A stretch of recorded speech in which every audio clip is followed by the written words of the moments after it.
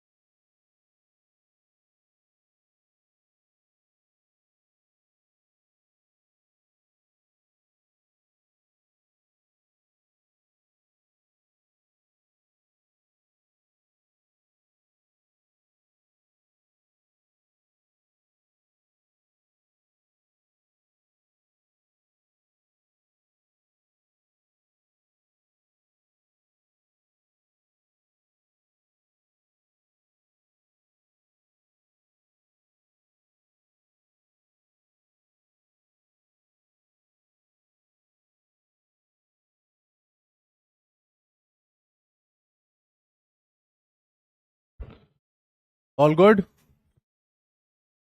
नहीं खुल गया.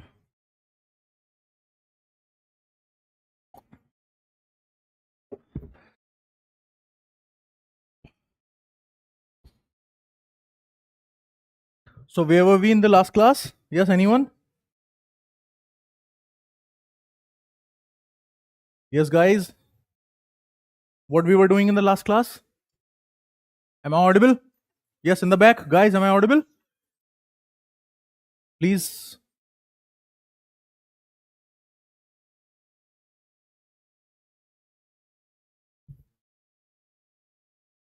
What What were we discussing in the last class? Yes, anyone? Tell me. Tell me quick. Stop eating, please. Right? Stop eating. Stop using your mobile phones. Everyone, please. Yeah, please do come in. अरे बताओ क्या हुआ था? What we were doing in the last class? Schedule, third schedule. Third schedule. We are here to discuss third schedule.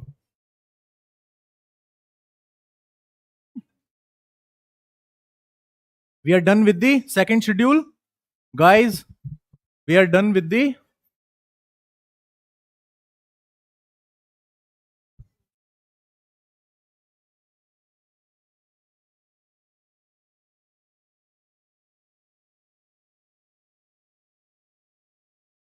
what schedule deals with what subject matter we are studying this, all right?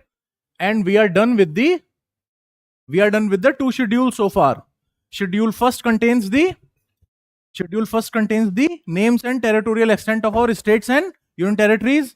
All right, guys? Yes, we all know it. We have discussed it. And we are also done with the second schedule. Second schedule contains, yes, anyone? Second schedule contains allowances and some special privileges given to certain constitutional heads. All right? There are certain personalities and certain institutions made by our constitution. All right? So, those people who head these institutions, they have been given certain special allowances and certain special privileges. Privileges in terms of rights and responsibilities. All right? Which are a bit different from what is available to the rest of the citizens like you and I. Getting my point? Now we are starting schedule number 3rd.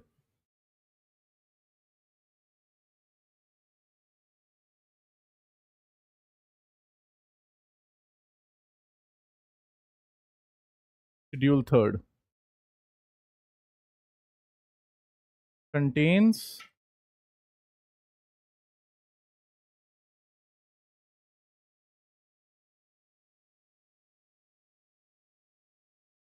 forms of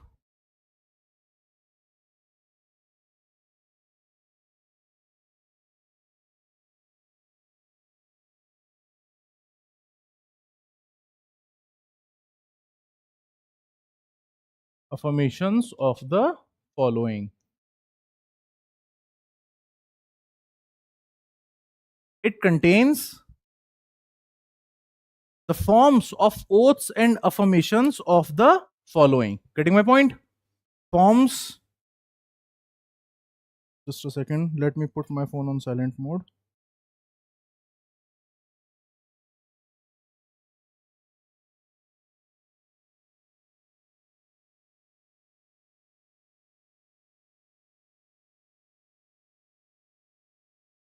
We have all seen the prime minister and the chief ministers of multiple states and the ministers in the state as well as in the union government taking oath, right? Yes or no?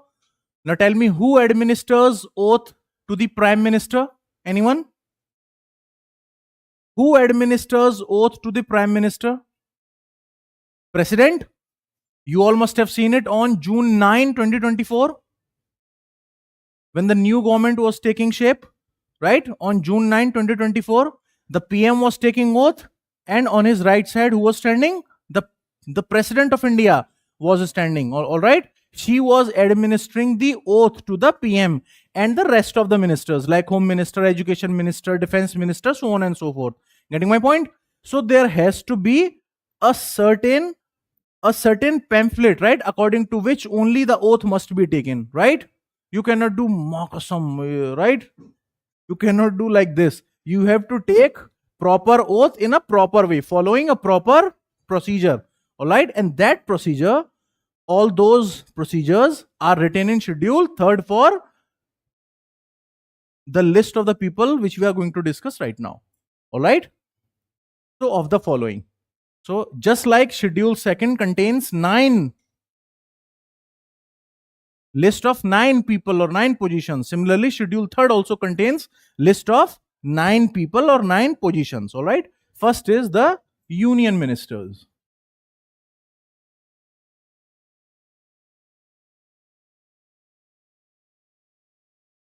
The union ministers.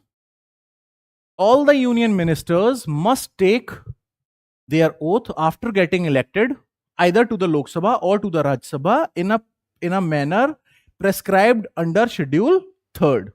All right, union ministers, like, who are union ministers?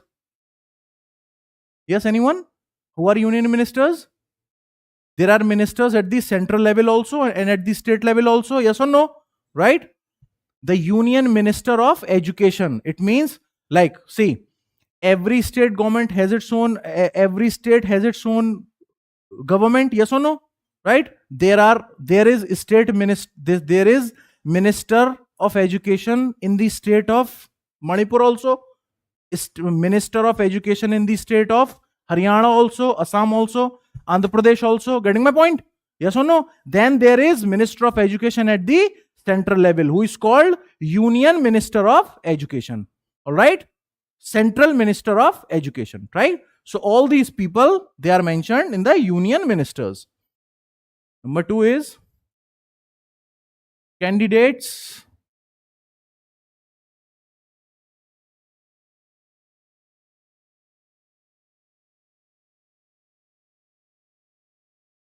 to the election of parliament.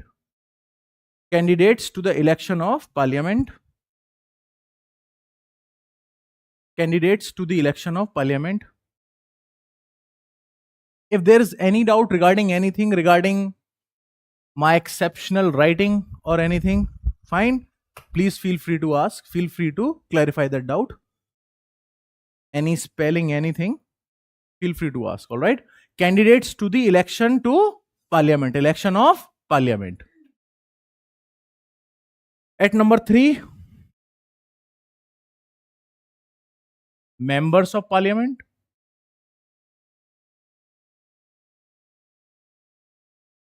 Members of parliament.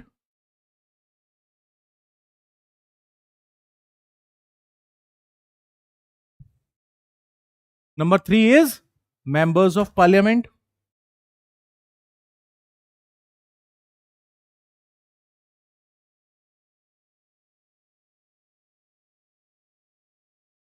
All right. Now just go through point number 1, second, and third. First is the union ministers. Second is candidates to the election of parliament. And at number 3 is members of parliament. All right. Just read these 3 things. Think about it for 10 seconds. And now I'm asking you to draw a Venn diagram representing all these 3 people. Right? If I were to ask you, represent all these 3 people in a Venn diagram, what would the Venn diagram look like? Yes, please attempt. Please do it. Try to attempt it.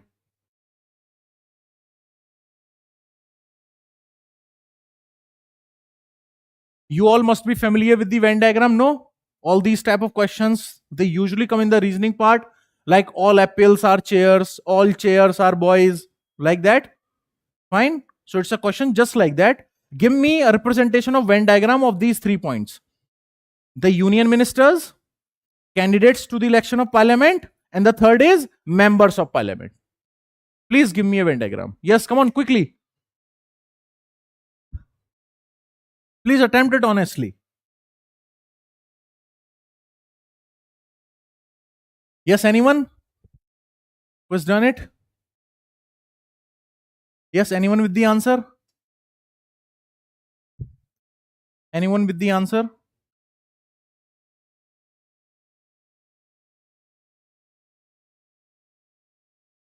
Not yet? Okay. Okay, fine. I'm not saying it's right or wrong as yet. Good. Yes. Yes, anyone else? Anyone else? How many you have drawn like this? How many of you have drawn like this? No one? Right? Except you? No one? Yes? How many of you have drawn the Audi? No one? You? This Audi? And you? Okay. And how many of you have drawn like this? Circle inside a circle inside a circle? Really? What do you think is the answer? What do you think is the answer? The correct answer is, guys, this. Listen, the outermost circle represents the candidates to the election of parliament. Yes or no? The candidates to the election of parliament. For example, the district of Imphal has one Lok Sabha seat. All right. For example, the district of Imphal has one Lok Sabha seat. Now, everybody who is fulfilling the eligibility conditions for the election to Lok Sabha can file their nomination from Imphal. Yes or no? Right? Everyone who is citizen of India, who has crossed 25 years of age, all right, and who is not debarred from contesting election by any rule made by the parliament so far, that is, he has no as such criminal record, right? Every such candidate is free to stand for the elections. Yes or no? Right? So all those people are candidates to the election of parliament. Getting my point? Let's say 50 people from Imphal file their nomination and they all stand up in the election. Yes or no? Right? Now, let's say there are 5 Lok Sabha seats in Imphal. All right? So out of those 50 people, how many people will be eventually elected? 5? Because there are 5 seats in Imphal. Yes or no? Out of those 50, only 5 people will be elected. So the second circle represents members of parliament. These 5 people are MPs. These 5 people are members of parliament of Lok Sabha. They have been elected from the city of Imphal, just like Delhi, Imphal, Bangalore, Hyderabad. Yes or no? Right? And if, let's say, BJP forms the government or Congress forms the government, all right, and these 5 people happen to come from BJP and BJP is forming the government, so the BJP top leadership can decide to include one of these 5 members into their ministry. Yes or no? So the innermost circle would represent point number first, this the union ministers. Getting my point? Yes or no? Right? Yes or no? Is it clear now? Good. At number 4 is the judges of Supreme Court. The judges of Supreme Court.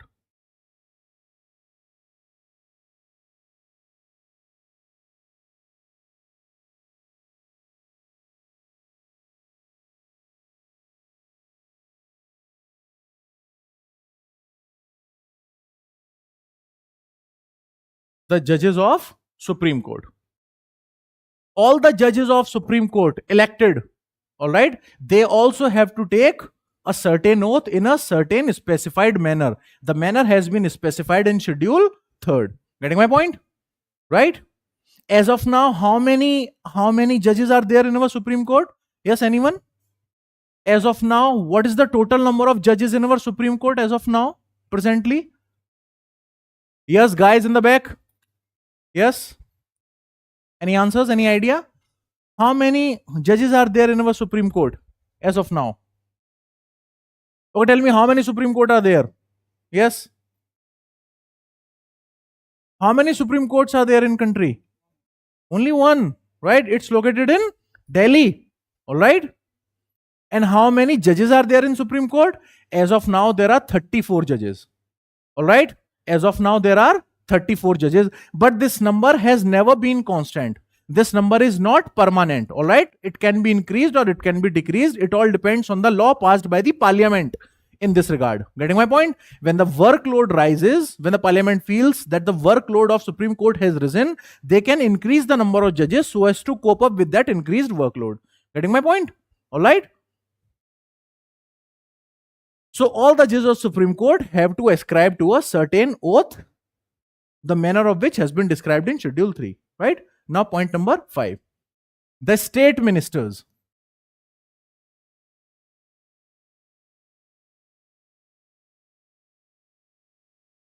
The state ministers.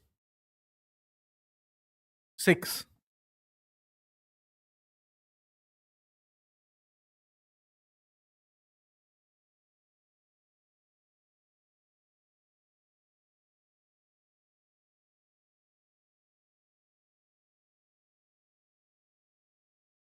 Candidates to the election of state legislature. Candidates to the election of state legislature. 7.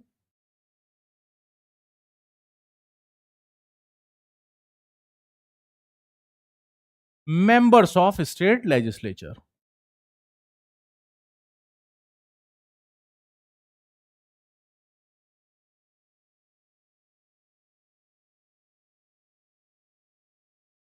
8. Members of state legislature. Candidates to the election of state legislature. Members of state legislature. So what we have seen in point number 1, 2, 3 is getting mirrored at the state level in point number 5, 6 and 7. Getting my point? Yes or no?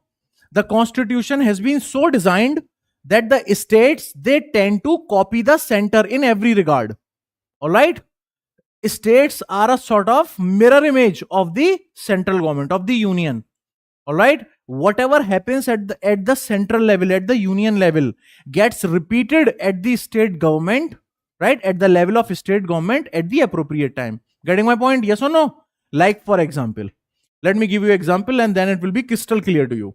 For example, it's a concept. It is said that states mimic center. In polity, it's a famous saying, which is states mimic center. Now, what's the meaning of word mimic? Mimic means to copy something, right? Or somebody, right? Just like people do mimicry. Getting my point? So states, what they do, they mimic center. Constitutionally speaking, legally speaking, states mimic the center. For example, I'm writing center here and let me write states on the right hand side. Now, at the central level, which is the supreme law-making body of India? Yes, tell me. What is the supreme law-making body of India? Yes? Yes? The parliament? Yes or no? The parliament is the supreme law-making body of India and it operates at the central level. Yes or no? What is the supreme law-making body of any state? State legislature? Yes or no? State legislature.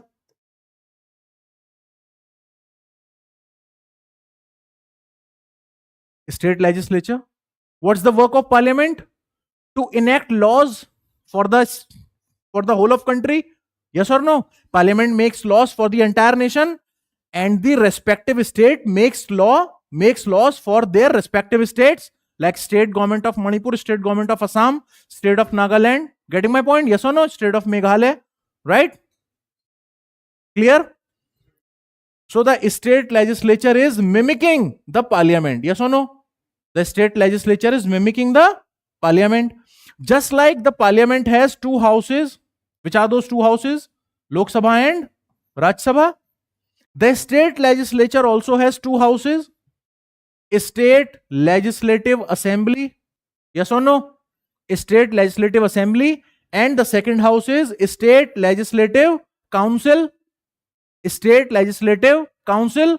These are two. There are two houses in the parliament, Lok Sabha and Raj Sabha. Yes, class. ठीक है. Lok Sabha and Raj Sabha. Also, Lok Sabha is also known as lower house. Raj Sabha is also known as upper house.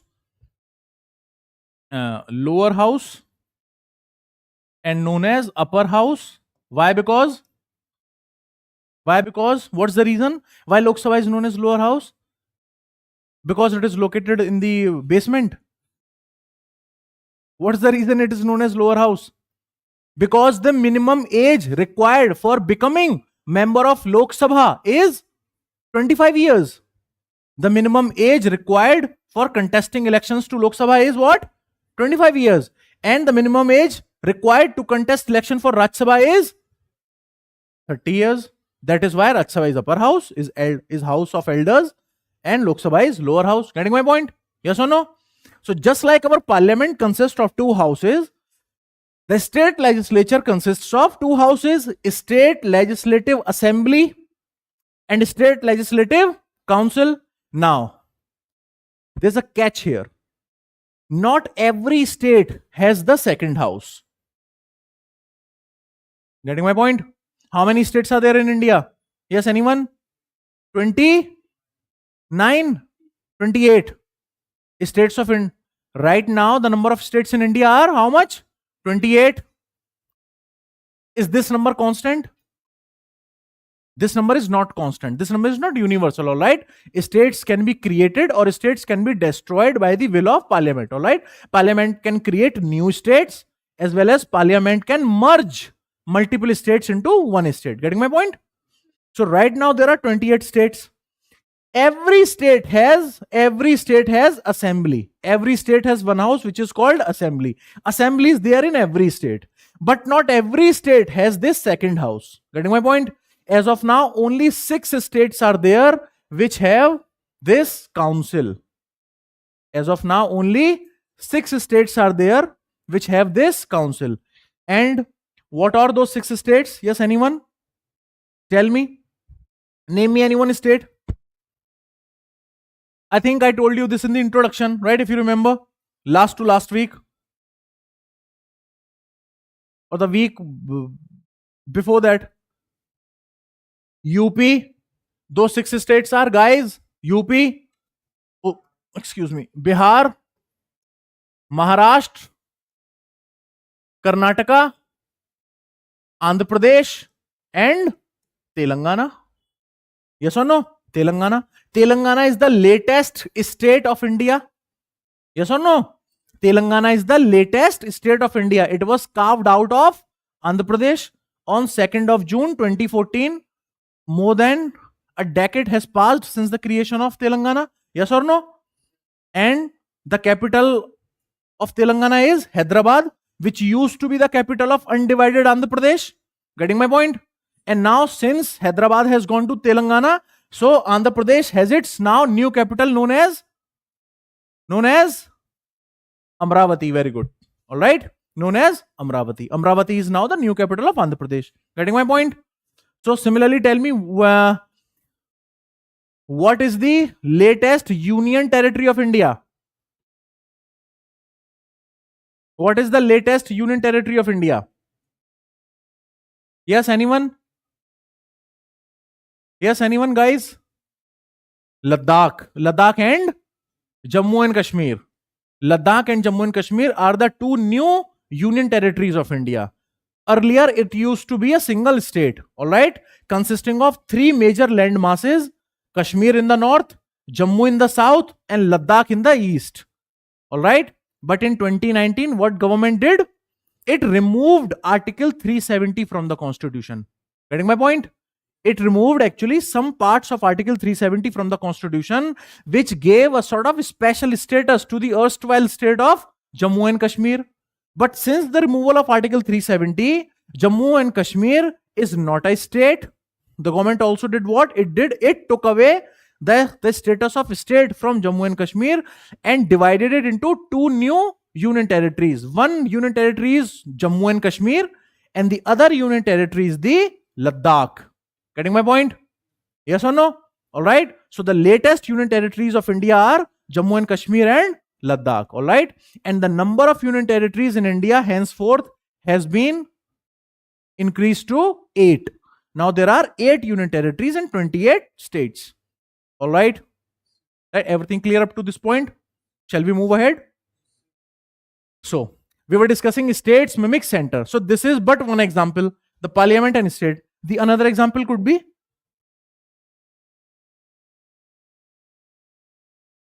center, state. All right. At the central level, who is he? President.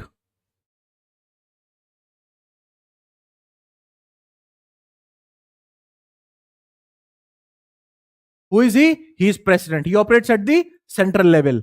Tell me, what personality mimics the role of president at the state level? Governor. Very good. The role of governor is exactly the same as that of president. The difference is only that president operates at the central level and governor operates at the state level. All right, getting my point? Yes or no? Just like without the signature of president, the parliament cannot make any law. Without the signature of president, the parliament cannot make any law. Similarly, at the state level, without the signature of the governor, the state legislature cannot enact any law. Yes, right? In the back, guys. Getting my point? Without the signature of governor at the state level, the state legislature also cannot make any law, cannot enact any law, right? So the institution of governor mimics the institution of president. So we can say states mimic the center. At central level, which is the highest court? Supreme Court. Yes or no? At the state level, which is the highest court? The High Court. Yes or no? The High Court. Who is the political head at the central level? PM. Prime Minister is the political head at the central level. And who is the political head at the state level? CM. Getting my point? Yes or no? PM, CM. Right? There is CBI at the central level. CBI, right? Heard of it? Central Bureau of Investigation. It operates at the central level. And what is the body corresponding to CBI at the state level? Is anyone? It's also a very famous TV show. CID. CID. Yes? Crime Investigation Department. Actually, its full form is CBCID, Crime Branch Criminal Investigation Department. Getting my point? When any case or any matter is not solved by the local police, that case eventually gets transferred to the CID. And when even the CID fails to solve that case goes to CBI. Getting my point? Okay? So, we can say states mimic center. States mimic center. All right? So, write down number 8 in schedule 3rd, the judges of high courts. The judges of high courts. The judges of high courts, whenever they are elected, the judges of high court, whenever they are elected via the collegium system, which is something we shall discuss later on. Okay, what is collegium system? All right, we shall discuss it later on when we will start the chapter of Supreme Court and High Court. Getting my point? We shall discuss it later on.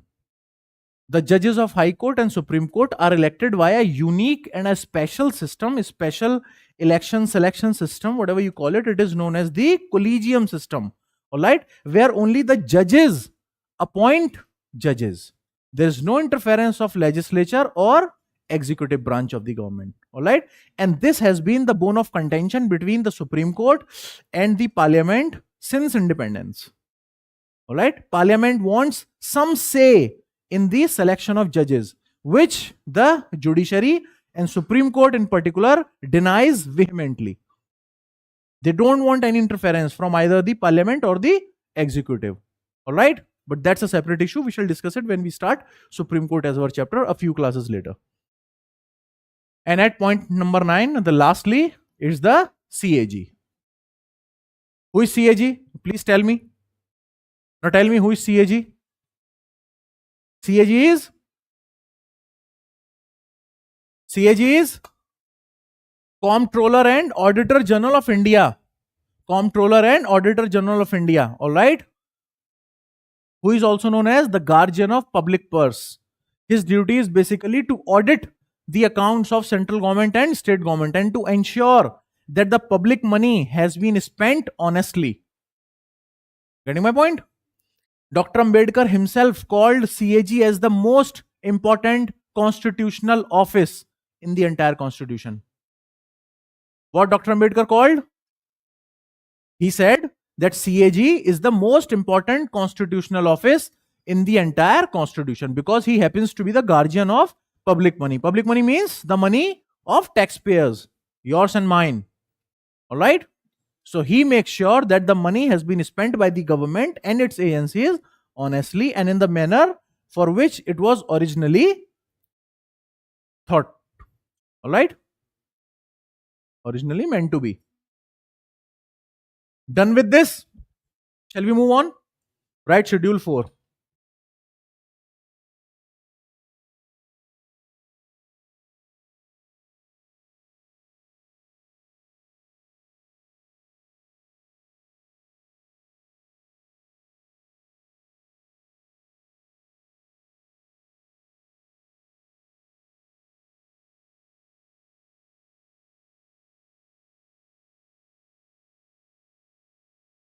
Allocation of Rajya Sabha seats to states and union territories.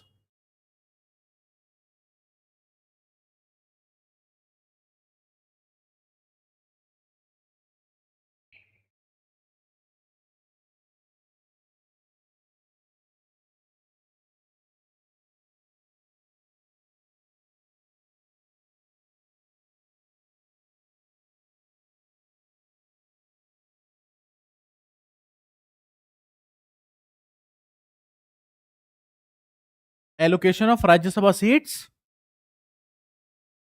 to states and union territories. We know that Rajya Sabha is upper house and the elections to Rajya Sabha are held indirectly, right? This we had discussed in the introduction part itself. Now, the total number of seats in Rajya Sabha in India is 250. I can write this 250 like 238 plus 12. Yes or no? Excuse me. And now, who are these 12 members? Who are these 12 members? They are nominated by the president. And these 12 people happen to be the experts in their respective fields like literature, science, sports, so on and so forth. Getting my point? If the president thinks that this person, male or female or anyone from any background, right? It does not matter. That this person has served the nation in this field for so many years that he deserves to be a part of parliament. So the constitution has provided a sort of backdoor entry into the parliament, right? That person need not to go through the vagaries of election. All right, president can directly nominate that person into the Rajya Sabha. Getting my point? All right, it's an easier way. It's an alternative way. It's an easier way to become a member of parliament. So these 12 people can be nominated by the president, but these 12 people must have been those people who have given their lives, all right, in service of any art, or music, or literature, science, all right, public service, politics, sports, what have you. So the remaining seats are 238. So these 238 seats have been distributed in Indian states and union territories. Getting my point? The maximum number of seats out of these 238, that is 31 out of 238. 31 seats out of 238 have been allocated to state of UP. Why? Because UP is the most populous state of India, yes or no? UP is the most populous state of India, right? Are yes or no? UP is the most populous state of India, all right? UP is the largest state in terms of population, and the largest state in terms of area is, yes? Largest state in terms of area, yes, anyone? Rajasthan, right? Rajasthan. But since we are a democracy, so population matters most, all right? More the population, more the representation needed, right? It's obvious. More the population of any region, the more the representation it needs. So UP being the most populous state gets the most number of seats in not only Rajya Sabha but also in the Lok Sabha, right? It has 80 seats in Lok Sabha. It also has the maximum number of assembly seats and the maximum number of legislative council seats, all right? UP has maximum representation in almost every public body, all right, in parliament or state legislature. So UP gets 31. State of Tripura, for example, Tripura has got one seat. Tripura has got one Rajya Sabha seat. State of Tripura has got one Rajya Sabha seat. Delhi, Union Territory of Delhi, it has got 3 Rajya Sabha seats. It all depends on the population. All right? Getting my point? So all those regulations are decided by Schedule 4. Allocation of Rajya Sabha seats. Clear? Guys, clear? In the back? Guys, clear? Right? Shall we move ahead? Right, schedule number 5.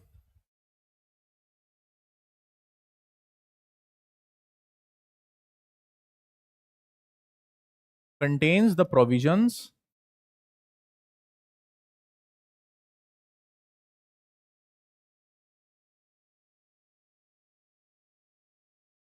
of administration and control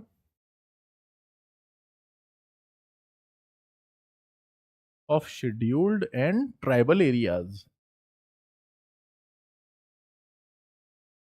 Contains the provisions of administration and control of scheduled areas and tribal areas. Just write it down first.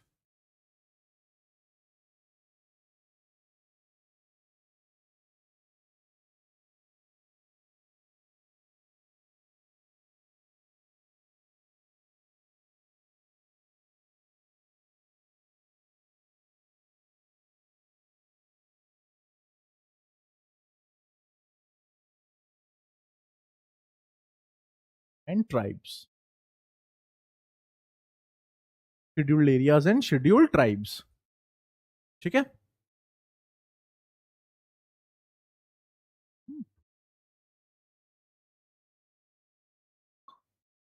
What does it mean? It says there are many areas in our country in many parts, in different parts, all right, which have been declared as scheduled areas or tribal areas by the virtue of their geographical insulation, for example, or by the virtue of their history, by the virtue of their culture, right? It could be any reason. What it means that all the laws of the country which are applicable in every part of India shall not be applicable in these areas in the same way. All right? That means the existing law should be modified according to the needs and will of people living in scheduled area and tribal areas. Getting my point? And this power rests with either governors or the president. All right? That these areas, these are special areas, so as to speak. And these special areas need some special protection and special laws. So a normal law which is being implemented in Union Territory of Delhi, let's say for example, or in Bangalore, right, or in Jaipur, the same law with all its provisions and regulations will not be applied into these areas. It shall be applied, but with some modifications. All right. And that power rests with governors and president. All right. Move on. Right. Schedule number 6.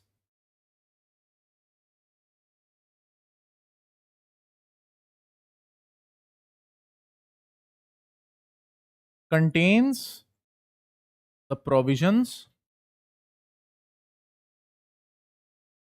of administration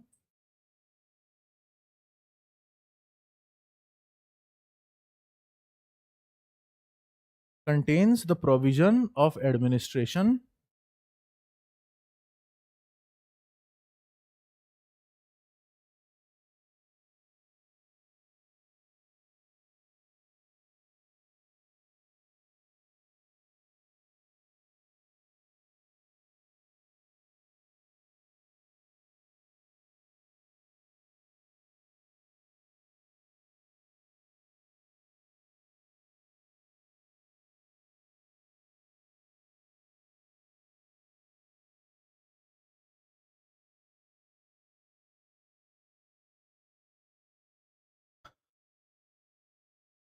administration of scheduled areas, specifically in these 4 states, which happen to be Assam, Meghalaya, Tripura, and Mizoram.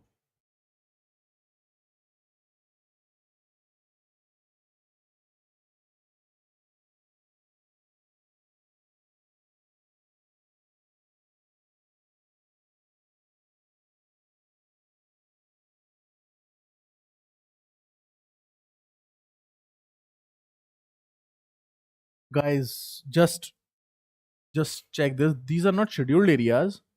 My mistake. These are tribal areas. These are tribal areas. Just do a little bit of correction there.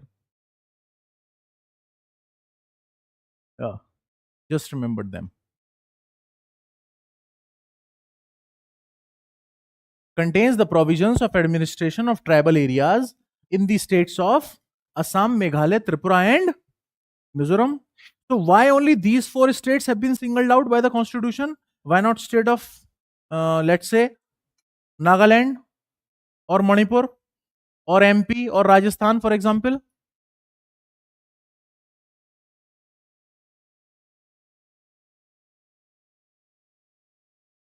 Yes, yes, yes.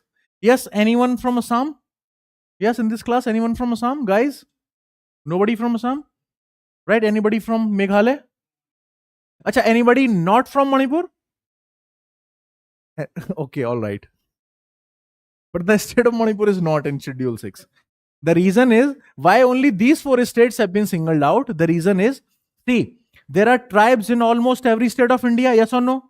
We can find tribes in Jharkhand also, in Chhattisgarh also, in West Bengal also, yes or no? In Tamil Nadu also, in Kerala also, in UP there are tribes, in Rajasthan there are tribes, yes or no? But so why only these 4 states have been singled out by the constitution? The reason is the tribes living in these 4 states specifically have a longer history, have some more unique and special features associated with them as compared to the tribes living in the rest of the country. Getting my point? All right.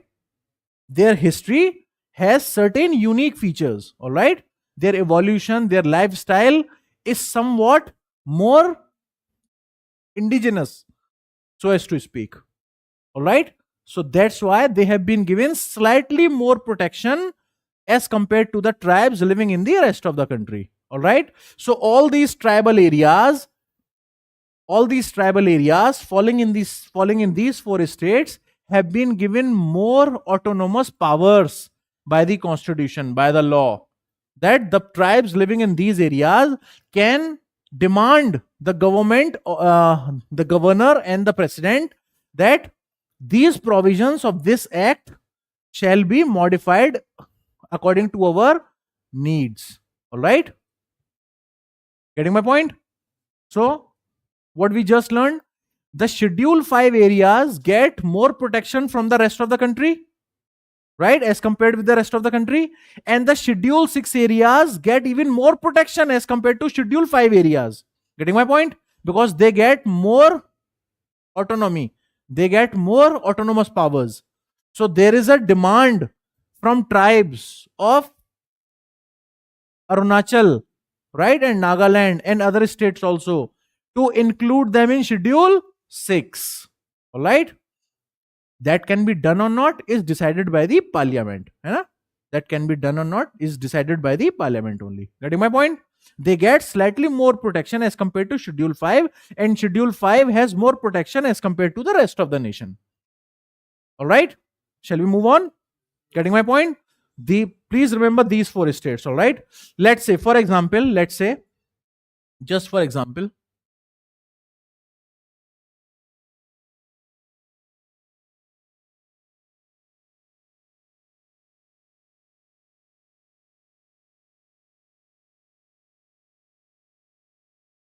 ever heard of them? What are these three words? Are these new satellites launched by the government? What are these three words? These are tribes of Meghalaya, right? And there are certain hills also named after these tribes: Garo Hills, Khasi Hills, Jaintia Hills, from west to east. Yes or no? Garo Hills, Khasi Hills, and Jaintia Hills. In geography, if we move from west to east, this is the proper sequence. Yes.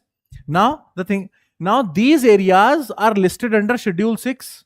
All right, which means that, let's say, the state government of Meghalaya enacts a law. All right, enacts a law for the state of Meghalaya.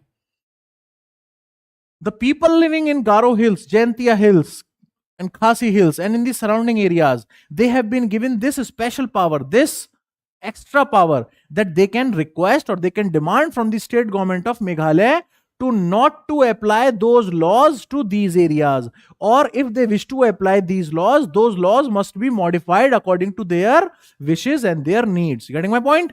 And the same can happen with the central law made by the parliament in this regard. Getting my point? Yes. Okay? Because these areas have been included under Schedule 6. These tribes have been given certain special protection by the constitution owing to their geographical insulation or their historical evolution or their cultural practices and so on and so forth. All right? Good. Let's move on. Schedule 7. Schedule 7.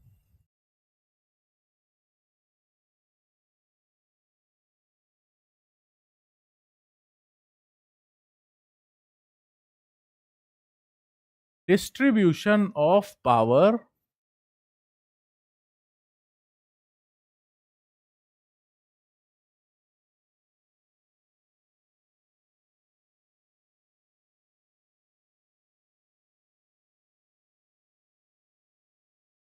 in terms of lists.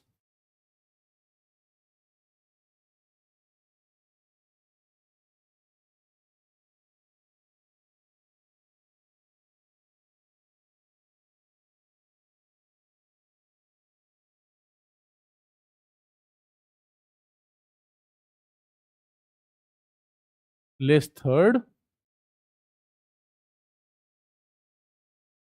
concurrent list. Just write it down first and then we shall discuss it.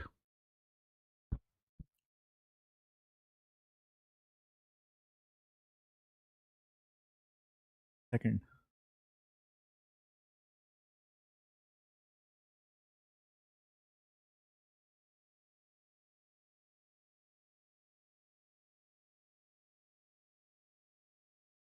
Distribution of power between center and the states in terms of lists. List 1, which is union list, list 2nd, which is state list, and list 3rd, which is concurrent list. All right, likh liya? Done with this? Now what is this? Distribution of power. India has a federal structure, yes or no? What is a federal structure? What is a federal polity? Any country in which there is a division of power, all right, has a federal polity, has a federal system of governance. Getting my point? Any country where the power is not concentrated in one person or in one institution or in one body is called a federal polity. Is called a state or a country having a federal structure. So India has a federal structure, yes or no? India does has a federal structure because we have central government with its own powers and responsibilities, and then we also have the state governments, yes or no, with their powers and respective responsibilities, yes or no? Getting my point? All right. The distribution of power, how that power has been distributed and by how much.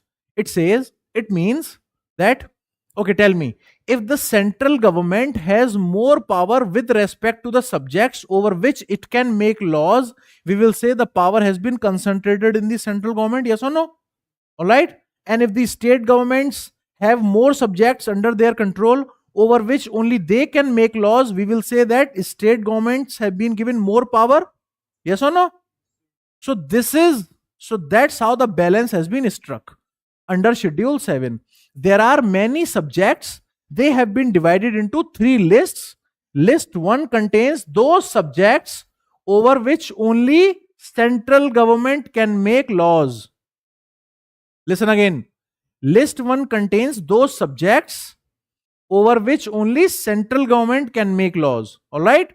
List 2nd contains those subjects only which state government can make laws. All right.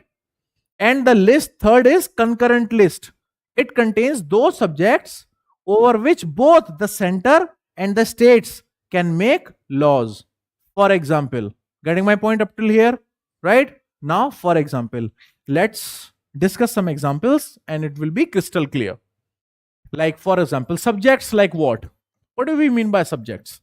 Subjects like, for example, I'm writing a word here, it's a subject, and you tell me whether on this issue, on this point, whether state government should make law or central government should make law. All right? Shall I write? All right.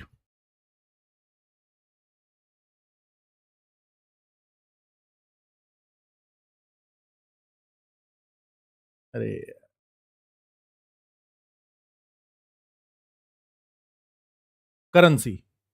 This is a subject. This is a subject. All right?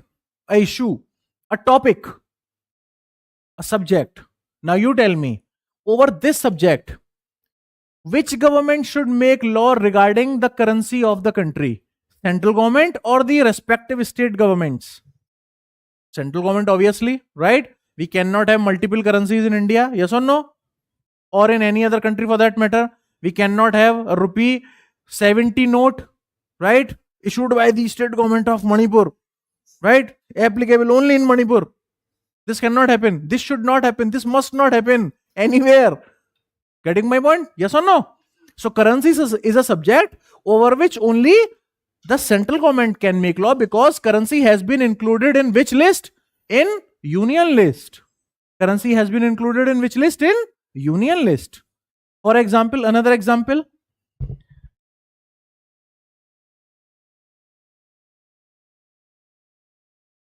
Defense.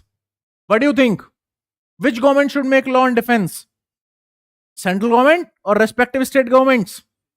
Central government, obviously. Central government, obviously. Right? It is obvious that central government should make law for the defense of the country regarding air force, regarding our navy, regarding our armed forces, regarding our BSF, paramilitary forces, right? Coast Guard, so on and so forth. Yes?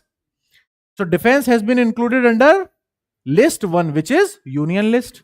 Another example. Let's say, okay.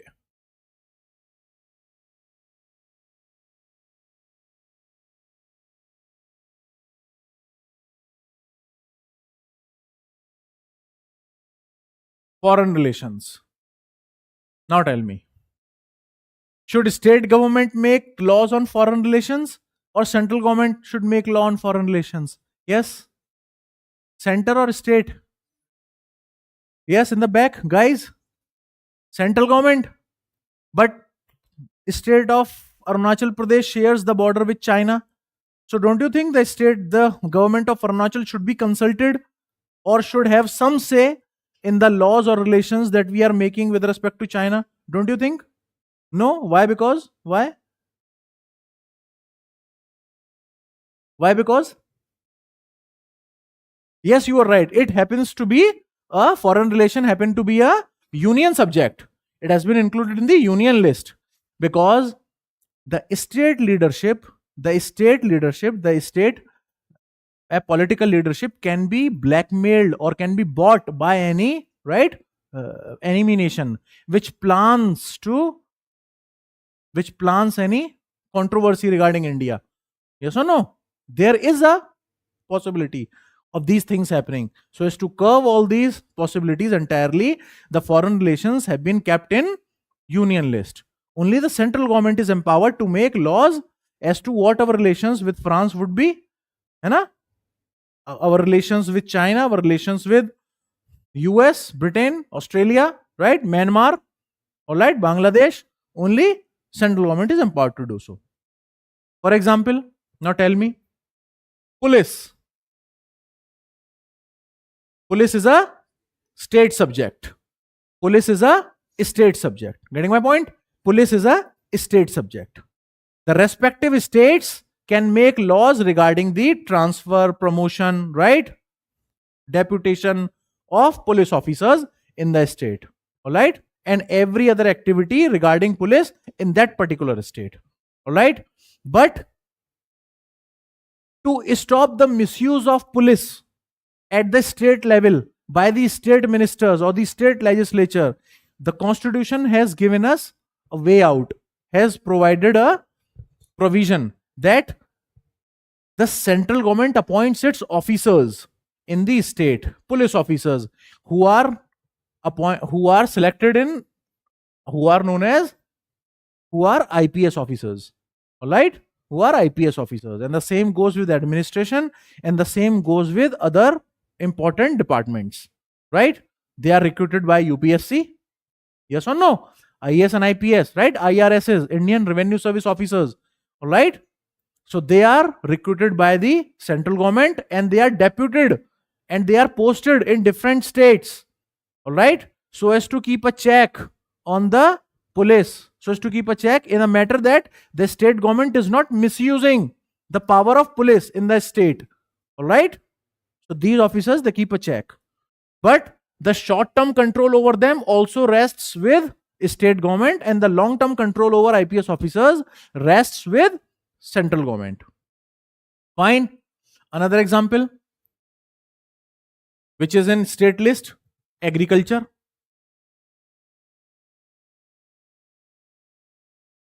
Agriculture. Agriculture is also what, guys? Agriculture is also a state subject, right? Agriculture is also a state subject. The state of Assam is more empowered, is more capable, is actually more eligible to tell what sort of agriculture should take place in the state of Assam because it knows its forests, its soil, right? Irrigation potential, the monsoon conditions, everything. Yes or no? Right? So the agriculture has been put in the state subject that the respective states will make laws on agriculture. Okay? Now, the third example is concurrent list. Concurrent list contains those subjects over which both the state government and the central government can make laws, right? For example, education. For example, guys, education. Now, there's a catch. What happens? Now you tell me, what happens if the law made by the state government clashes with the law made by the central government or vice versa? The law made by the center clashes with the law made by the state government on the same subject. For example, education. Then what will happen? Let's say, for example, the state of Manipur passes a law that to do masters, the student must be of age 25 years. All right? He or she must be a graduate and the minimum age required to do masters is 25 years. The state of Manipur has passed such a law. For example, yes, getting my point? Yes or no? All right? Now, there is a student who lives in Imphal who has completed his BCom and he wants to pursue MBA or he wants to pursue MCom. So can he do his MBA or MCom in Manipur? Yes or no? No, he cannot. Because the state government has passed a law that the minimum age required to do masters is 25 years. So he has to move out of Manipur to any other state. Getting my point? Yes or no? And now let's say he does not wish to move out of Manipur. He loves Imphal so much. He wants to live in Imphal, die in Imphal, right? All right. Now the central government passes a law which says to do masters, any student, the minimum age required is 21 years. The central government passes a law. So now, as we can see, both the central government and the state government has passed a law regarding the same subject, regarding the same issue, that is education. Yes or no? But the catch is the central government's law is saying a different thing. The central government's law is saying a different thing, and the state government is saying an entirely different thing on the same subject. Yes or no? The two laws are clashing with one another. Yes, guys. Yes or no? So now tell me what will happen. Will that student ever do his masters or not? Or he will live in Imphal forever, being just a graduate? Hmm? Supreme Court. Supreme Court will intervene. Yes, tell me what will happen.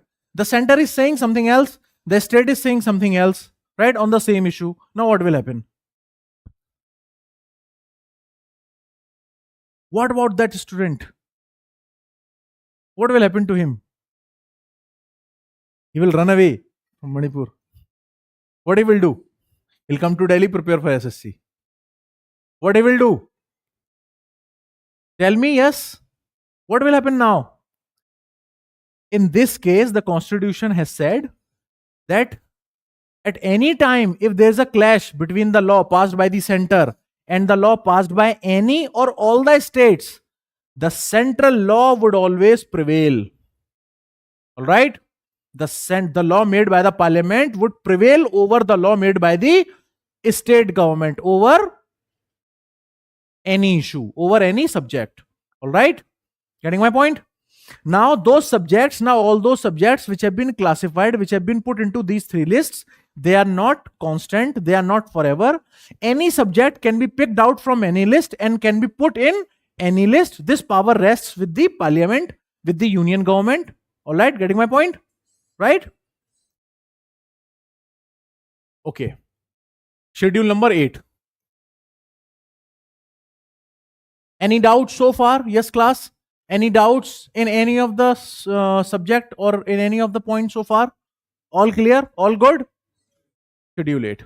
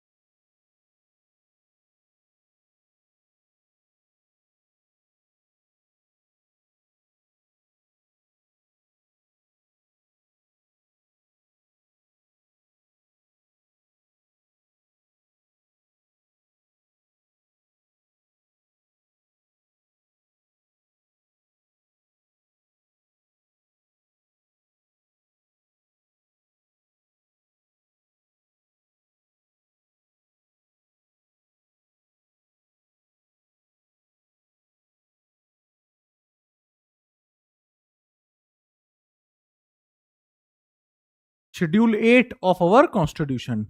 It is known as language schedule. All right. In short, it is also known as language schedule. It contains not all the languages spoken in the country. All right. It's impossible. Even we don't know how many languages are spoken in our country. Getting my point? And not the dialects. This does not contain the dialects or all the languages, but it contains the languages officially recognized by the constitution. Originally, 14 languages were recognized by the constitution, but presently the number is 22. All right. And the latest amendment to this schedule was done in 2003 by 92nd amendment, which added 4 new languages in this schedule. Those languages are Bodo, Dogri, Santhali, and Maithili. Yes or no? Clear?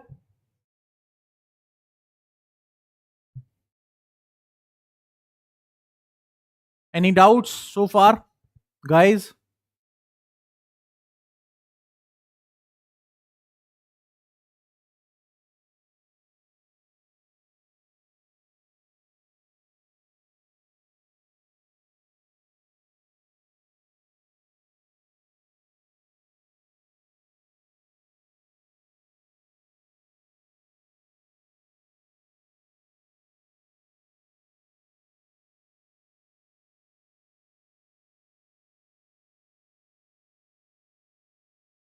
Bodo, Dogri, Santhali, and Maithili.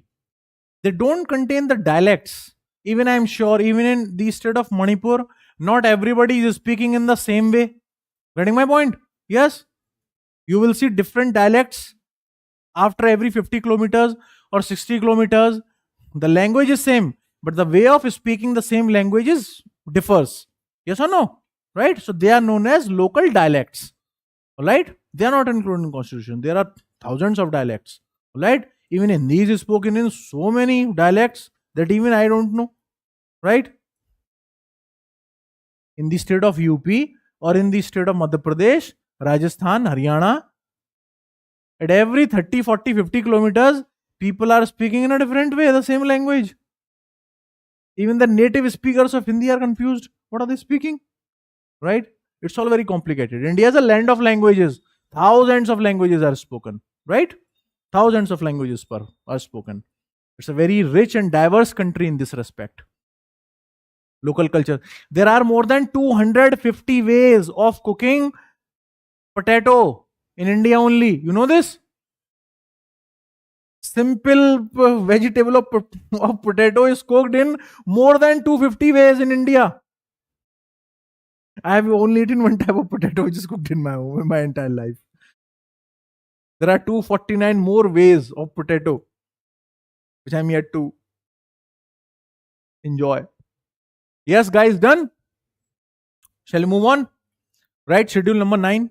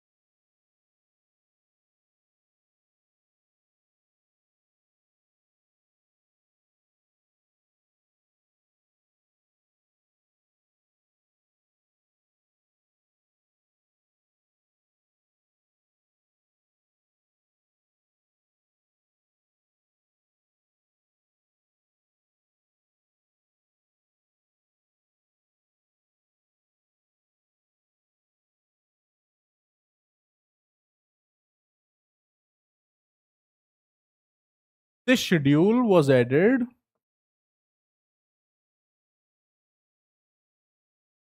by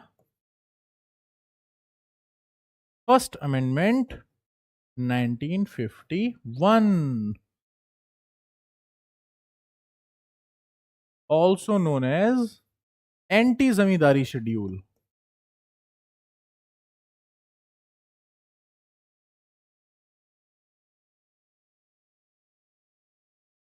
Schedule number 9 is also known as anti zamindari schedule.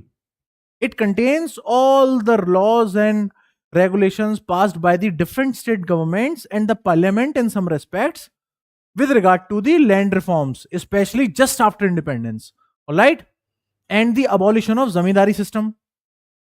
Abolition of zamindari system, which used to be a very big bone of contention between the British government and the framers of our constitution. All right? Because in pre-independence days, India has lost many lives due to famines and the mismanagement of food grains, not because of lack of production but because of mismanagement.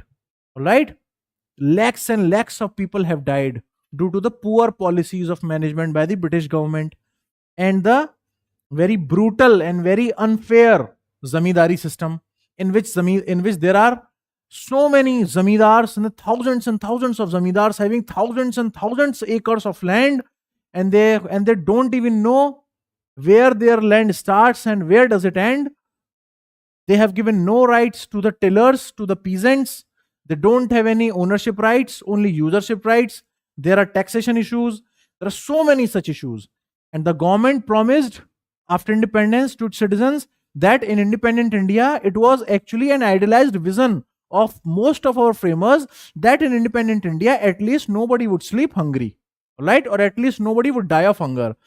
That means they are saying that we will give you food security, that we will achieve food sufficiency and food security. And to achieve food sufficiency, food security, what is the most important thing? Land reforms. We have to do land reforms, right? We cannot grow wheat out in thin air. Can we? We can't. We need proper land reforms in every state, in every part of the country. All right. But there was a catch. Whenever government or state governments used to bring a law regarding abolition of zamindari or bringing some land reform measures, all the zamindars and all the landholders, they used to run to the high courts and supreme court, because our constitution had also given right to property as fundamental right. All right, so they used to challenge every such act passed by the government, that this act is in violation of our fundamental right. So the courts had no choice, but they had to shut down, they had to cut down the law made by the parliament or the state government in this regard. All right, getting my point? So there was a cat and mouse game between the zamindars and the landholders and the government. So what government did? They finally enacted this this ninth schedule, and they said now whatever the law passed by the center or the state is put under ninth schedule. This law will not be challenged, will not be reviewed by any of the courts. That means not even Supreme Court or High Court can review the law which we have put in ninth schedule. All right. So that's the history of this schedule. It was enacted by by the First Amendment 1951. Okay? And it is also known as anti-zamindari schedule. Getting my point? This zamindari system, Mehelwadi system, Rayotwadi system, these all are topics of modern history which you will read eventually in your modern history class. All right? This permanent system, permanent settlement introduced by Lord Wellesley in 1793. Yes or no? Yes. Okay? So you will read all about these land reforms in your modern history classes. Getting my point, guys? Any doubts so far in any of the things? Shall I repeat something? All good?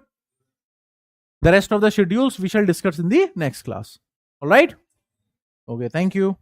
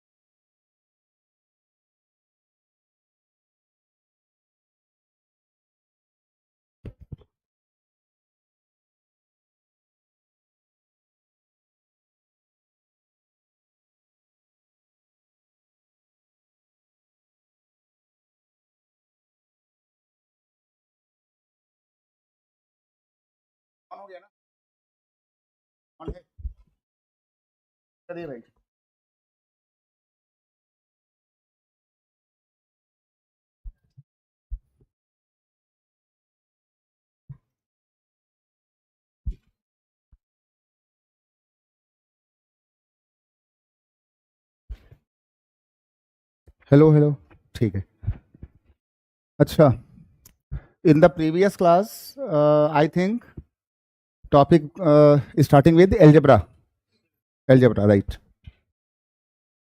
a plus b whole square okay a square b square 2ab a square minus b square a plus b a minus b also okay now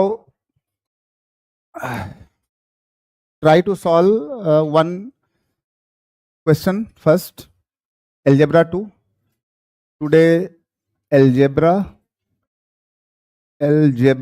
class number 2 algebra class 2 and one question is if x plus 1 by x is equal to minus 2, then what will be the value of x power 2019 plus 1 upon x power 10 will be? What will be the answer?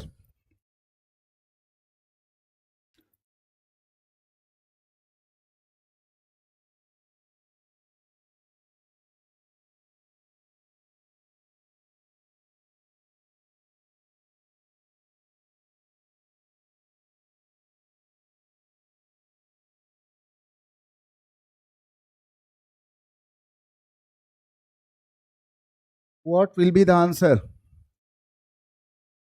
Now check your notes from the previous class. X plus 1 by x is minus 2, then what will be the value of given question? In the first class of algebra, if x plus 1 by x is minus 2, then first try to solve by putting the values. So to get minus 1, we put minus 1 in place of x and then minus 1. Okay. This minus 1 and plus this minus 1. Minus and minus 1 will make minus 2. Condition satisfy. Okay. So value of x is minus 1. Now put in place of x minus 1 and minus 1 power 2019 plus 1 upon minus 1 power 10. अच्छा previous class में minus 1 power any odd number, minus 1 power 3, 5, that is minus 1. So 2019 is odd or even? This is odd number. So minus 1 is odd number. So your answer will be minus 1 because 1, 1, 1 in any number of times. Okay.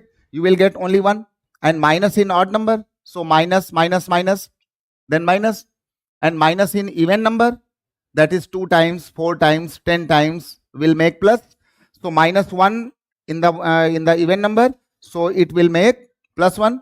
So minus 1 and plus 1, your answer will be 0. Your answer will be 0. I think there is no confusion in this question. Okay. So if question is given in the if format, then first try to put any suitable values and make it that number, that is minus 2, 2, 3, 1. Okay. Now question number 2. Question number 2 is if x plus 1 by x. Now check your copy. X plus 1 by x is given 1. So what will be the answer of x power 30 and plus 1 upon x power 72 will be? First check your previous notes. See what will be the case of 1. In case of 1, हमने क्या put किया था, x power 3, x power 3 is -1, है ना. Check your notes. In case of 1, then put in case of 1, check your notes, x power 3 will be -1, and in case of -1, x power 3 will be +1. Simple. So power 30 will make x power 3 power 10 and plus 1 upon x power 3, and this power is 72. Then 3 multiplied by how much? 24, because 24 into 3 72, 10 into 3 will be 30, and then x power 3 is 1, so in place of x power 3 is -1, and this part is -1, so -1 power even number, your answer is 1, and -1 power even number, your answer is also 1, and 1 and 1 will make 1 and 1 will make 2. 1 and 1 will make 2. Any kind of confusion? Okay, no confusion. Basic clear, short trick clear. In case of -1, directly put x cube is 1. Check your copy ki if any question in the form of x plus 1 by x is equal to under root 3. Check your notes. For root 3, in case of root 3, I was putting x power 6.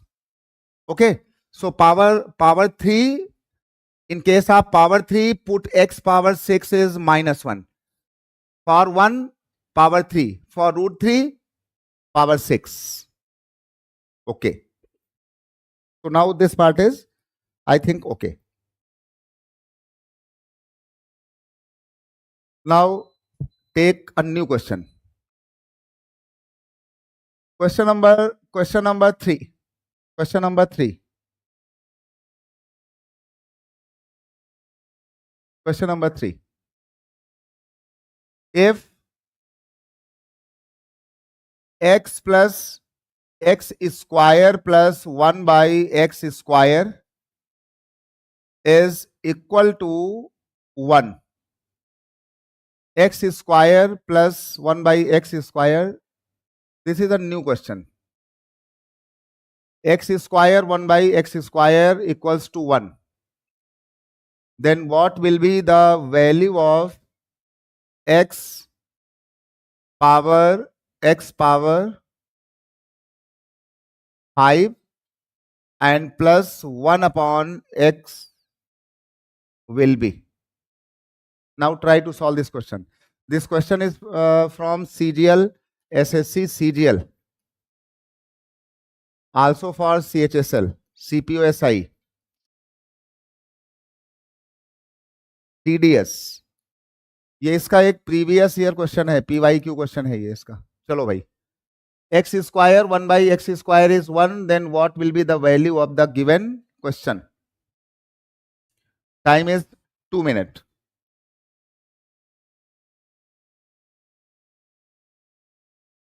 Time is 2 minutes.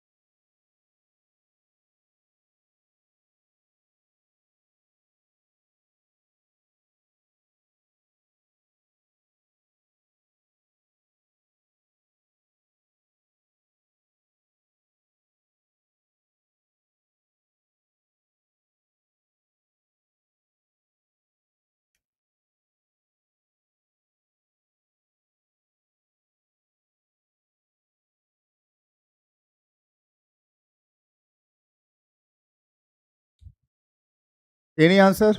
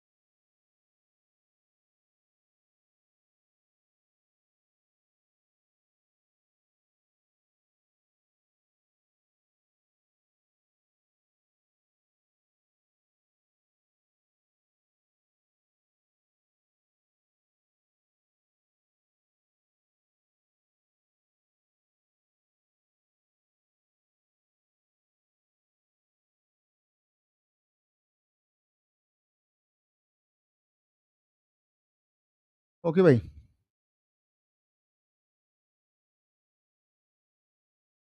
Any answer for this question? One.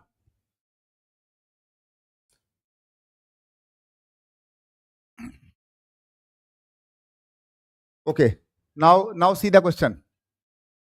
Your question is solution, that is x square plus 1 by x square and equals to 1. Acha, one formula is a square plus b square plus 2ab. A plus b whole square. So formula is a square plus b square plus 2ab. You know very well that formula. Girls, I think okay. You all. This question is a square. This question is b square. Then we want to add 2ab. So add 2ab. 2ab means only 2, because 2ab will become 2 into a into b. So x and x will cancel and your answer is only 2. So this 2 is not 2. This 2 is actually 2 into x into 1 by x. That is 2ab. So a square plus b square plus 2ab. So we add 2ab from this side and then also add 2ab. Done? So your question will now become a square b square 2ab. So your answer will become a plus b whole square, and this part will become 1 plus 2, that is 3. So x plus 1 by x will become under root 3. X plus 1 by x is under root 3. And if x plus 1 by x is under root 3, then value we are putting x cube, no, x power 6. Then value we put x power 6 equals to how much? Minus 1. You know very well.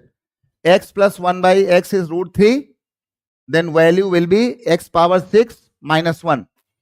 Now your question is x power 5 and 1 by this. So take LCM. X will be LCM. Now x and 5 will multiply.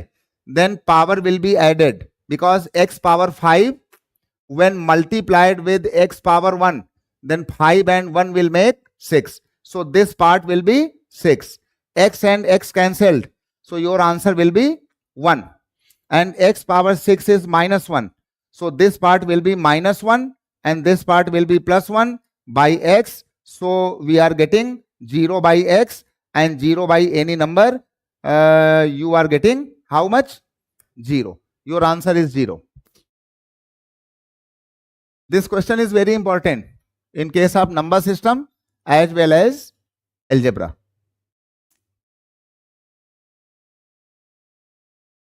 Number system and algebra both.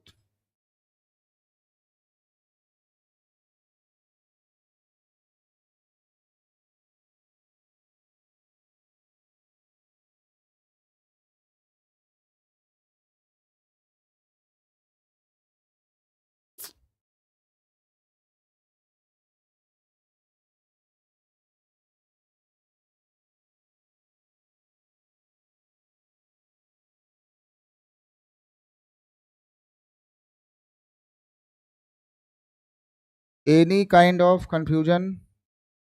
No. Okay. Now see the next question. Now see one more question. Okay. So 1 minus 1 root 3 all is okay. Now see one question. If x plus 1 by x is given 3, then what will be the value of x square plus 1 by x square? Very easy and simple question. X plus 1 by x is given, then what will be the value?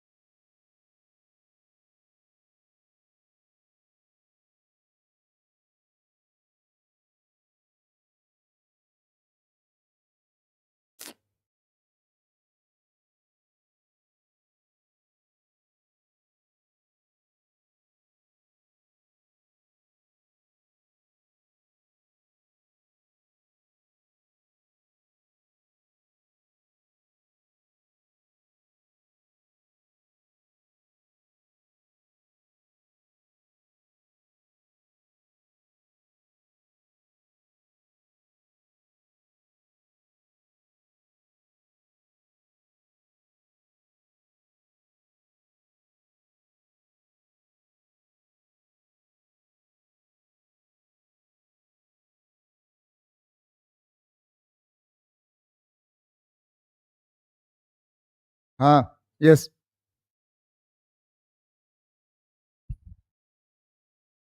Answer of x square 1 by x square will be how much? Yes.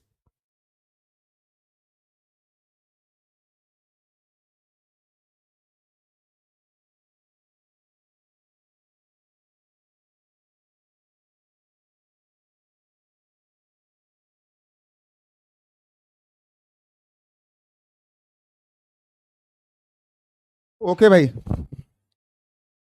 Answer for this question.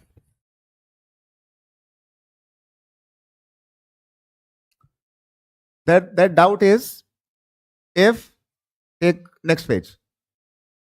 इनका doubt ये था कि if x plus 1 by x equals to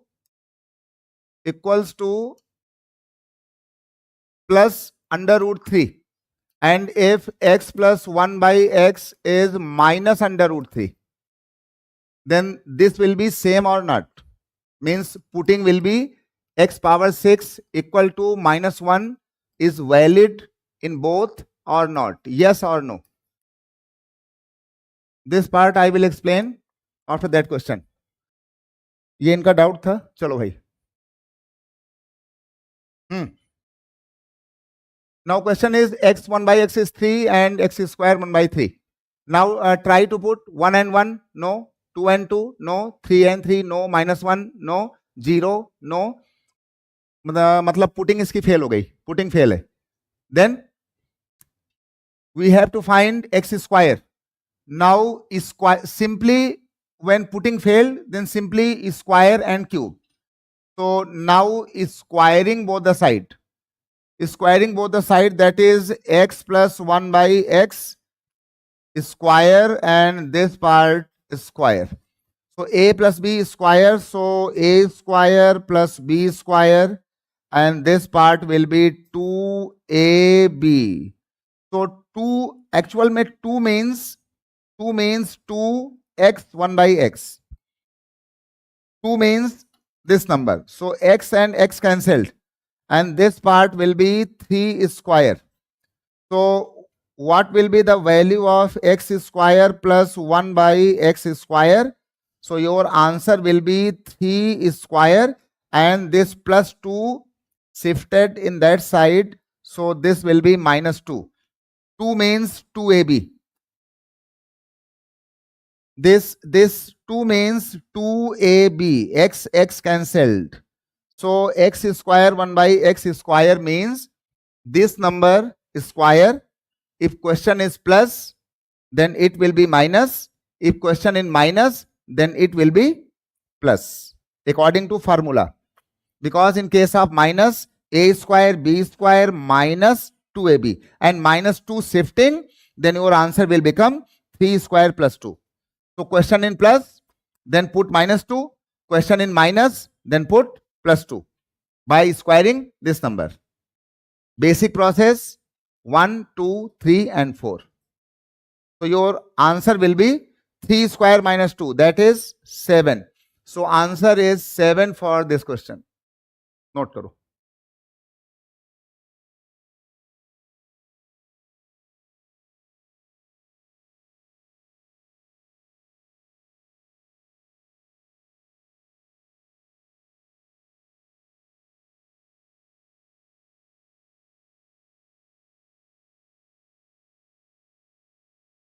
Okay.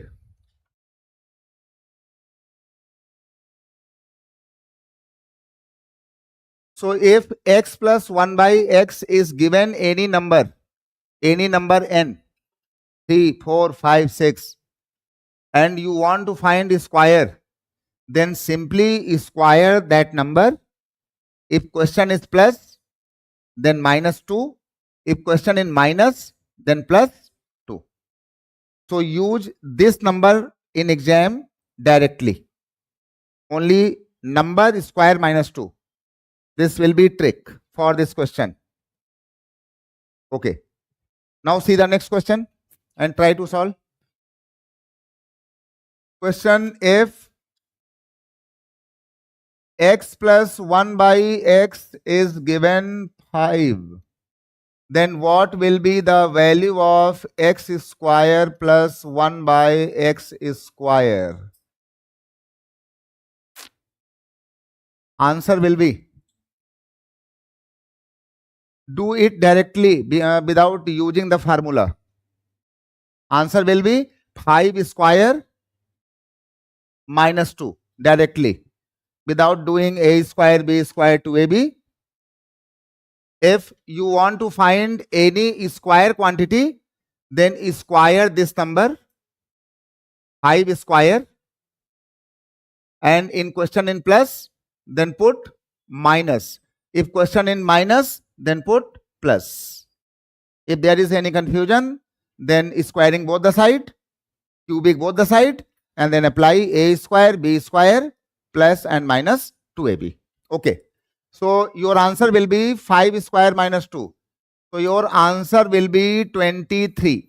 Answer will be 23. Now see one more question. One more question. Question is, if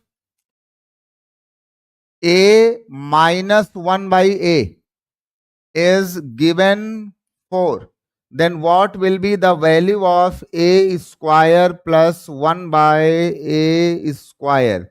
What will be the value of a square 1 by a square? Your answer is, simply apply this 4 square, and now question in minus, then now use plus 2. Question in plus, then minus. Question in minus, then plus. So your answer will be for 16 and 2. Your answer will be 18. Is there any kind of confusion? No. I think there is no confusion. All points are suitably clear. है ना? So now one more question. If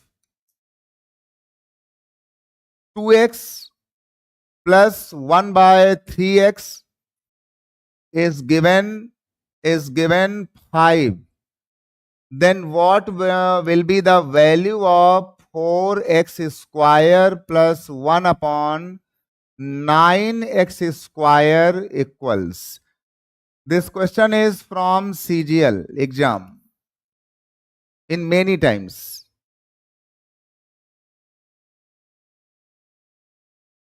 इसका answer बोलो भाई.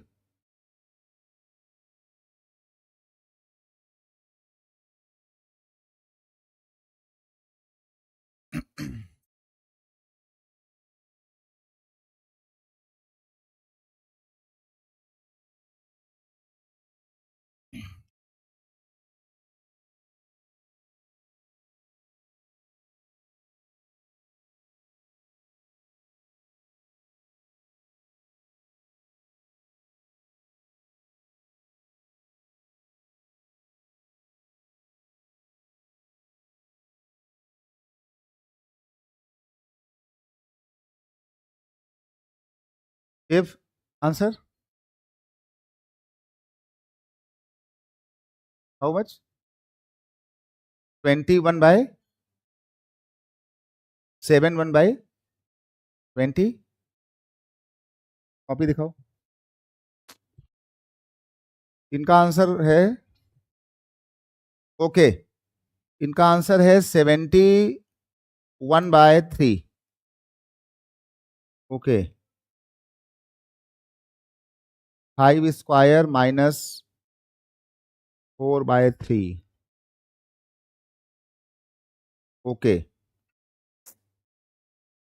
एक काम करो, बाकी लोग का. That answer is 71/3. In case of any square quantity, you know very well, after squaring both the side, this number will become how much? 5 square. Question in plus, so write -2. This part is okay, but in the previous question, x and x, these are plain values of x, only x. In this question only a, but in this question, x is multiplied by 2 and x is multiplied by 1/3. So write this number and then again multiply these additional number. That is, this number is 2.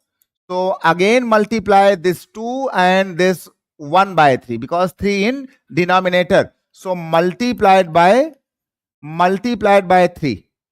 So your answer will become 25 minus 2, 2 and 4 and 4/3. Now this number will make 25 into 3, 75, 75 minus 4. So your answer will be 71/3. So multiply these additional number after doing this process. Square plus minus 2 and then multiplied by these additional number, that is 2 and 3 also.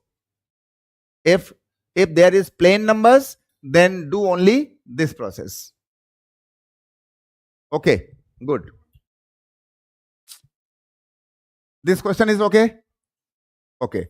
If there is any kind of confusion why I am multiplying these numbers again, then do the basic part. Now see the basic part for this question. See only one time why I am doing this process. This question is given 2x plus 1/3. 1/3x equal to 5. Now squaring both the side. If any confusion, then squaring both the sides. A plus b whole square. So this number will be a square. That is a square. This number will be b square. That is 1/b square. And then 2 into a. A means 2x. And then b means 1/3x. So this part will be 2ab and this number will be 5 square. This number will be 5 square. X and x cancelled. So 4x square plus 1/9x square equals this number 5 square. Now 2, 2 and 1/3 shifting that side. So this number will be 2 and also multiplied by this multiple and this multiple. So multiplied by 2 and 1/3. Then now see why I am multiplying these additional number in this question. So ये इसका basic हो गया and answer will be same. Tricky portion and this part is basic portion. Why I am multiplying these numbers? Then see this number 2 and 1/3. When shifting, then 2, 1/3 and 5 square minus 2. Any doubt? Okay, good.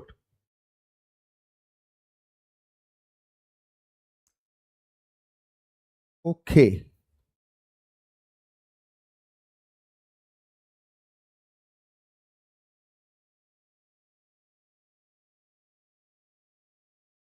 2x plus 1 by 3x.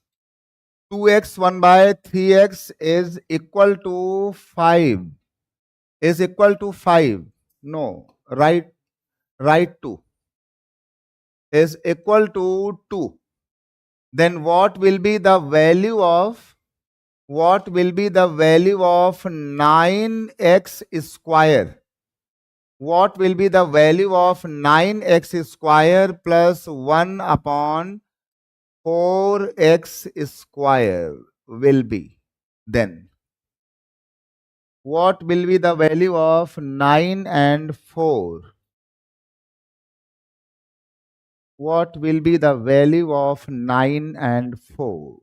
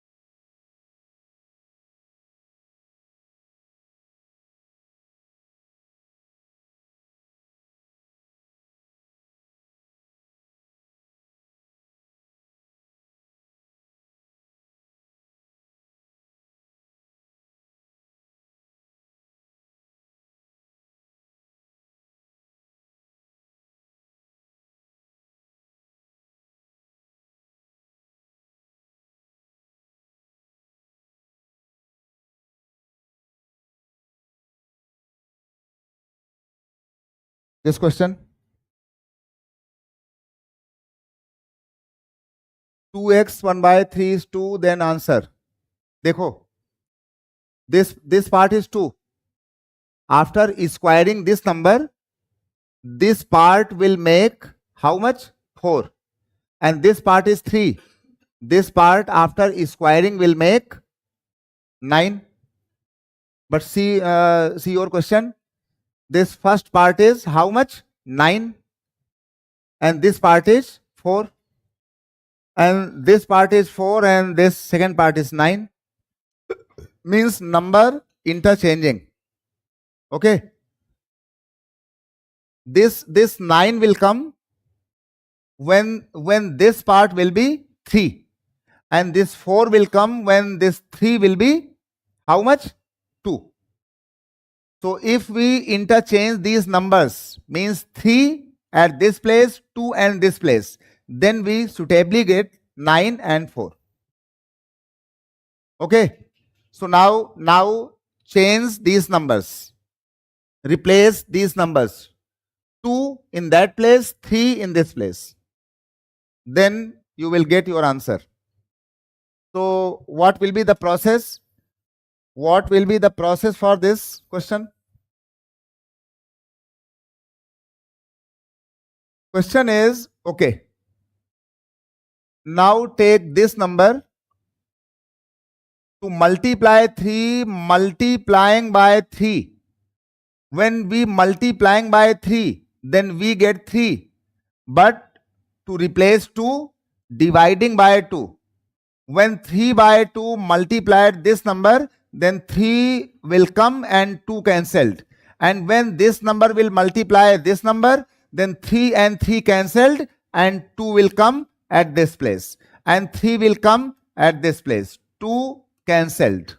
So multiplying by 3 by 2. By multiplying 3 by 2, you will get 3 and 2 cancelled. By multiplying by 3 by 2, 3 will cancelled and you will get 2. So multiplying by 3 by 2 on both the sides. Okay. So this part will become now 3x and then this part will become 1 by 2x. And this part will become 2 and 2 cancelled. This part will be 3. Now squaring. Now simply squaring this number. When we square this number, then we get 9x square, and we get 1 by 2, that is squaring 1 by 4x square. And when you square any number, then simply you write this number 3. So simply write that process 3 square, and question in plus, so write minus 2. So 3 square minus 2, and then also multiply these numbers 3 and 1 by 2. So multiplied by 3 and 1 by 2. This will be your answer. And now 2 and 2 cancelled, and 3 square is 9, and 9 minus 3. Your answer will be 6.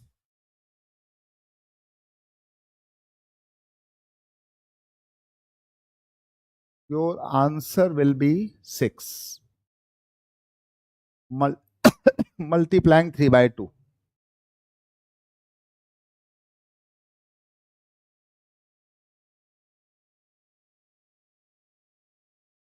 Any doubt for this question?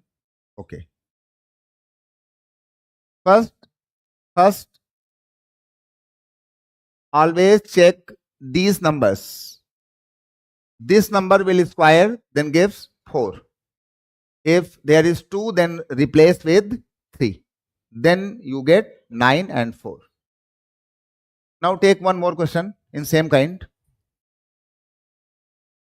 Now take one more question. Question is, if 4x minus 1 by 5, 4x minus 1 by 5 is equal to 2, then find value of 25x square plus 1 by 16x square. 25x square and 1 by 16x square. Now check the number. This number is 4, but answer is 25. Then this 25 will come when this number will be 5. So multiplying by 5 and dividing by 4. So 4 cancelled and 5 will come. So multiplying both the sides 5 by 4. And then proceed your answer. Try to solve this question.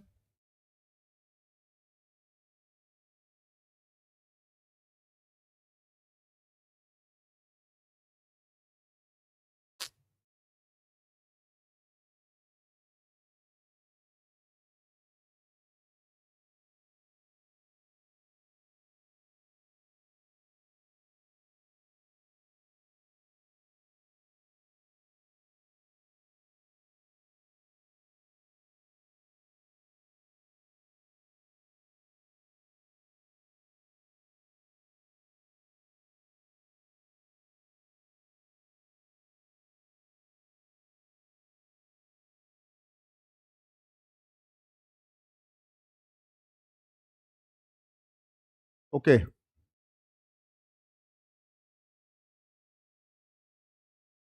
For this number, first multiply, because this number is 25. So make it 5. So multiplied by 5 and replace 4. So dividing by 4. So multiplying by 5 by 4 on both the side. Low. When 5 by 4 will multiply, then 5 will come and 4 cancelled. So you get 5x minus, then 5 and 5 cancelled, and 4 will come in place of 5. And your answer is 2 1 ja 2 and 2 2 ja 4. So you will get 5 by 2. Okay. Now question is balanced. 5 and 4 and 25 and 16. Okay. Now simply square the number. Now simply square the number. So 5 will become 25x square, and plus 1 by 4 will become 1 by 16x square, and equals to this number square. So write 5 by 2 square, and now after this plus or minus, because question in minus. So in this time write 2ab2. This is your main part. Now multiply these additional numbers 5 and 4. So multiplied by 5 and 1 by 4 again. This will be your complete answer. So your answer will be 5 by 2 square. 5 by 2 square means 25 by 4, and 2 cancelled. So this part will be 5 by 2. Now 4 will be LCM. 4 will be LCM, so 4 1 ja 4, and this part will be 25, and 2 2 ja 4, then 2 5 ja 10. So this number will be 35 by 4. Now check your answer. 35 by 4 is okay for all. 35 by 4.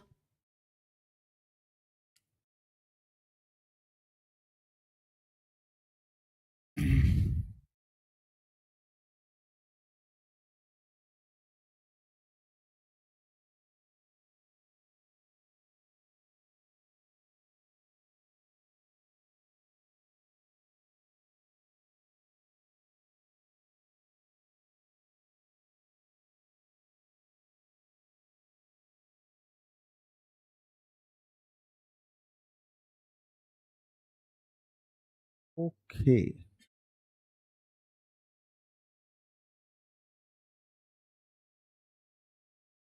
Any doubt?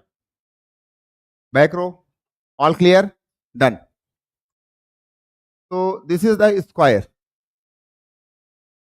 Now take a new question again. If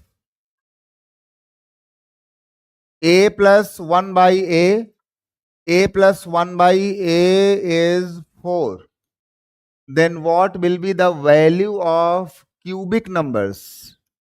Now take cubic numbers. What will be the cubic numbers? For square, squaring both the sides, you will get your answer. Now for the cubic number, in basic process, cubing both the sides, a plus b whole cube, you will get your answer. So in basic fundamental, now check it first by basic method. So write basic method. Now see one time basic.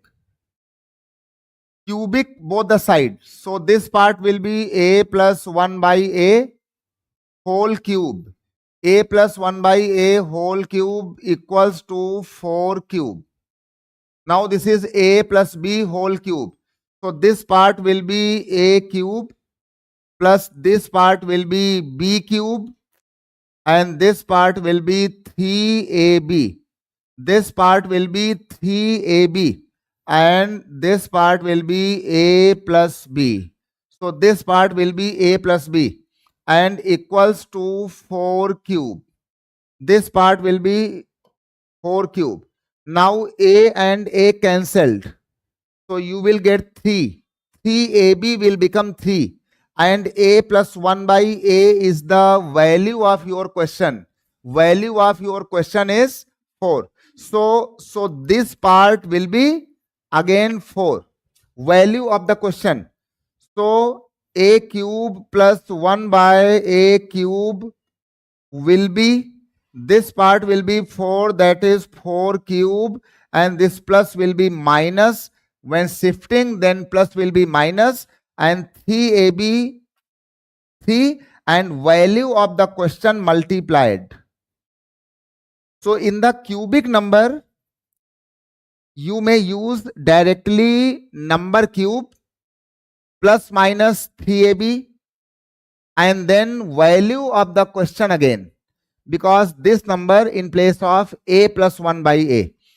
So if this number is n, so this number will be, write the formula, n cube minus 3 and multiplied by n.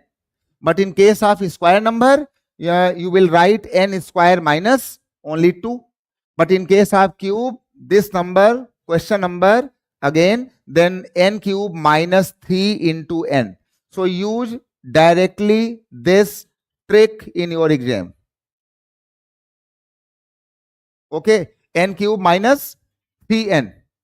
In case of square, only n square minus r plus 2.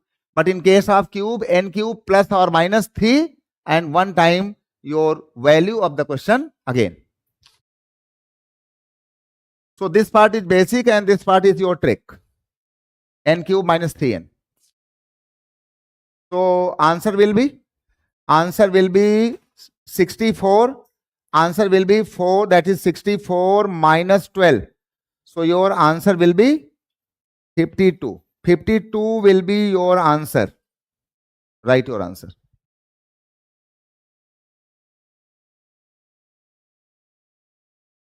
$54 will be your answer.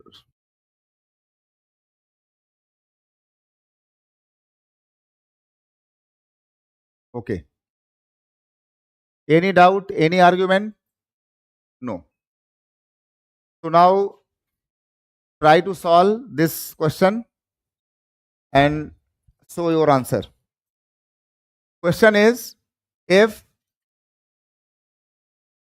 a plus 1 by a is given 5, then what will be the value of a cube plus 1 by a cube? What will be the answer of a cube 1 by a cube? Okay. Now tell your answer.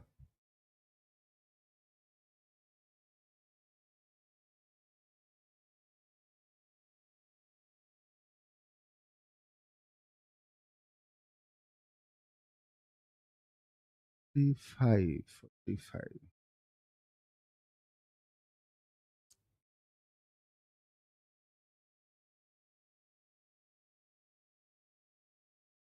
रुक जाओ रुक जाओ.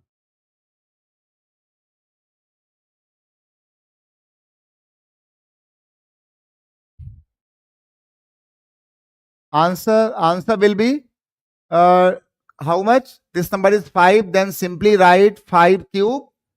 Question in plus. So write minus 3ab 3 and one time this question value again.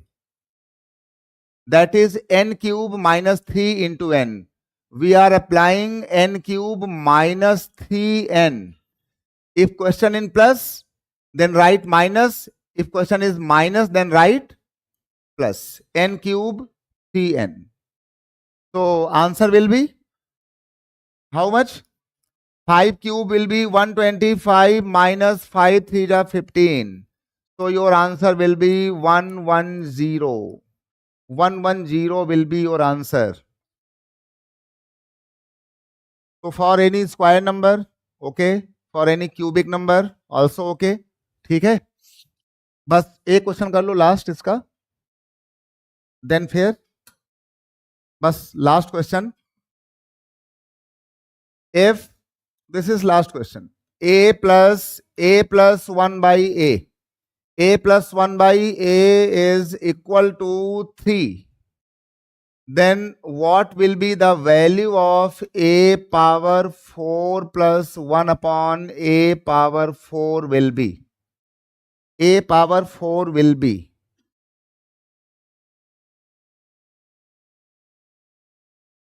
चलो तब तक हम एक लेते हैं सेल्फी बढ़िया सी, है ना, मस्त वाली.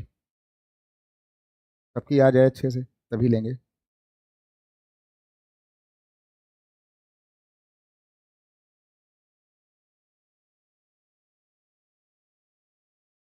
ना ना इधर से साफ ही नहीं आ रही. सबकी फोटो हैंडसम आ रही, हमारी फोटो गंदी आ रही है ना. यहाँ से लेंगे.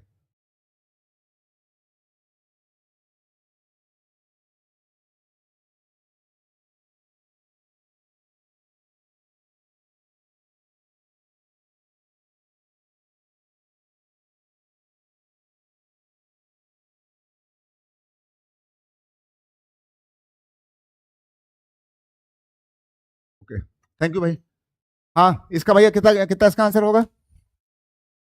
देखो हमको निकालना है पावर 1 टू पावर 4. तो first apply to find square. To find square will be simply square, that is 3 square minus 2. So you will get 7. Now to get power 4, a say a square and then again square, then a square again square, then you will get power 4. Then again when we square this number, then this will become a power 4 and a power 4, that is this number, that is 7 square minus 2. 49 minus 2, how much? This number is 47. For getting power 8, again square, 16, then square. Similarly, when power 3, then 9, 27, 9, 27, then cubic all the numbers. For square, then 2, 4, 8, 16, then squaring all the numbers. And in case of square, n square minus 2. In case of cube, n cube plus minus 3n. Then you will get power 3, 9, 27, 81. And in squaring number, you will get 2, 4, 8, 16, 32, 64. Many powers like as 2 and 3. Okay. Okay, bhai. Thank you all. Okay, bhai.